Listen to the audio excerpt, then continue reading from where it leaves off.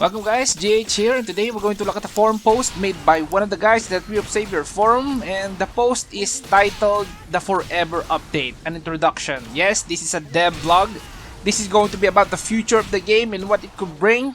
And before we dive right in, I would like to say that everything you see could change and is subject to change. So take it with a grain of salt, okay? Let's do this.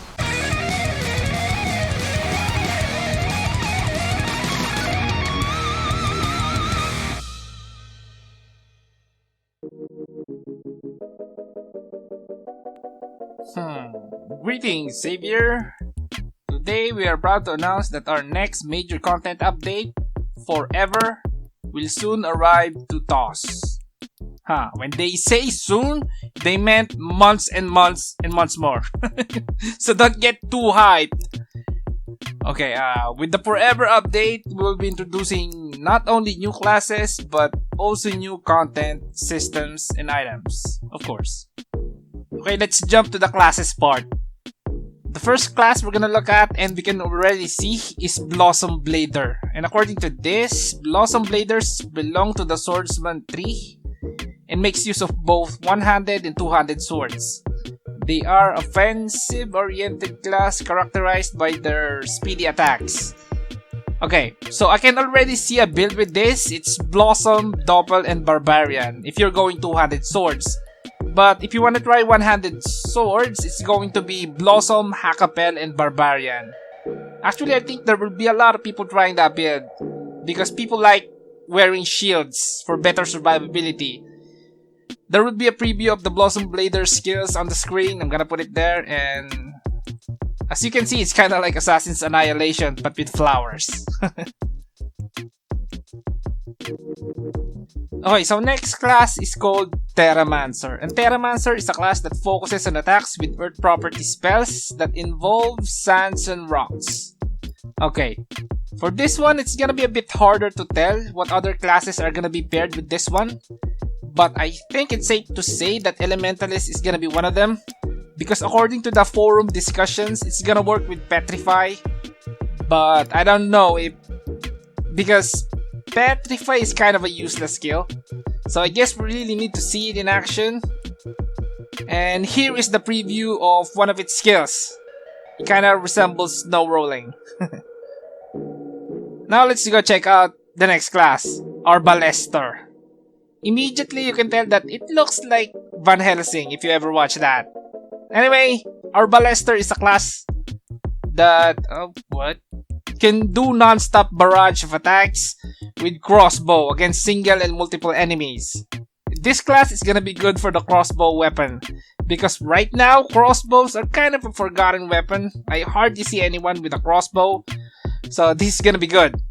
And for the build, obviously it's gonna be paired with Quarrel Shooter, then maybe Falconer or Pied Piper or Ranger for damage boost. And here is a preview of Molester using a skill. It looks like Bloody Overdrive, but you can move. This is gonna be fun.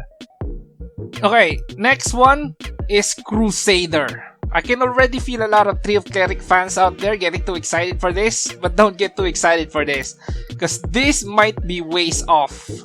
Anyway, according to this, Crusader is a more varied class that can act as both magic DPS or a healer, depending on the chant it chooses to use.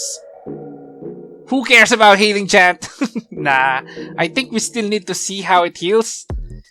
If this is a magic DPS, Druid might be one of the classes that it will be paired with. Yeah, Crusader Druid Exorcist, maybe. And if Crusader is gonna be a decent healer, we might see Priest Kabbalist Crusader or Paladin Crusader Priest. And here is a preview of Crusader using skills.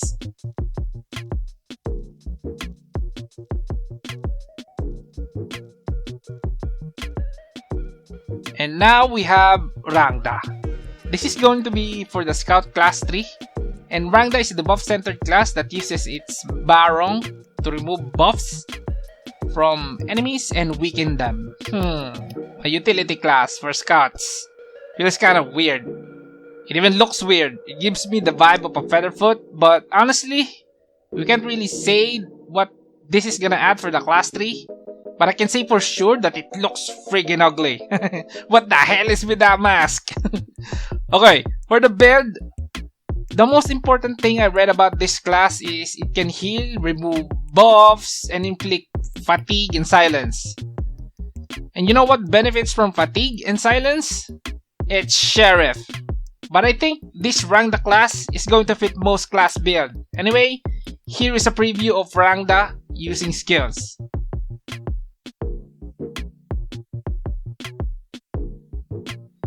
Okay, those are the classes, one for each class 3, and what else we got here? Equipment and item changes, random bonus stats, Ichor difficulty adjustment. Okay, this is nice. The rate of successful Ichor extraction will be increased twofold. Okay. The number of items required for Ichor transportation will be reduced from 3 to 2. Okay, so there will be a lot more people with Ichors after this update. That's gonna be good for regular players. Okay, this is good news. This one is important because I knew a lot of people that quit playing because they failed horribly in the Ichor system that we currently have. And I don't know, for me, yes, I burned a lot of resources getting Ichors that I needed. It's difficult, but it's not impossible. But I do acknowledge that most players do not have the time and resources that I have. And failing in the current Ichor system that we have probably is a huge loss for them. To a point that they are so disappointed they don't want to play the game anymore. That's messed up. The devs created this problem, they should fix it. And in my opinion, the devs should address that because you do not want to frustrate your own player base. But with the changes that they want to do in the future, it should fix the problem. Well, most of it. Okay, what else? Adjustment of weapon attack by type. Okay, sure. The leather armor adjustments. The defense value of leather armor will be increased. Okay, that defense increase is gonna be nice. We're gonna see more leather armor users out there. Right now, everyone is plate armored for a good reason. And what else do we have here? New items, new sub weapons, weapon accessories. Weapon accessory slots will be added where new accessories can be equipped simultaneously with two-handed weapons. Okay, that's confusing. I guess I need to see that first before I comment on it. Next is new equipment arc. New arc equipment slot will be added. Okay, so another seal-like equipment. And when we fail that equipment, you lose 1 billion silver. I hope it's not like that. Jeez, I hope it's not another silver drain. Okay, next is new legend equipment and set effects.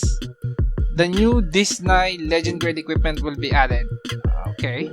New set effects will be made available for the new Disney legend equipment. Okay, so I hope that Disney set is usable. And not another set that is just there but no one uses it. Let's face it, everyone wants DPS sets. What's next? New equipment. Of course, with new maps comes new items, that's a given. Then we have combat overhaul. I'm not gonna comment on this because I guarantee you this will all change in the next update, and in the next update, and so on and so forth. It's a waste of time trying to even bother with this. We know it's gonna change again and again anyway. And lastly, new content. New areas and quests will be added for episode 12. Okay, we expect that. Then Salus and Mercenary Post mission will be merged with level 400 instance dungeon. What? And be available during different days of the week? Oh, so it wouldn't be as repetitive, okay.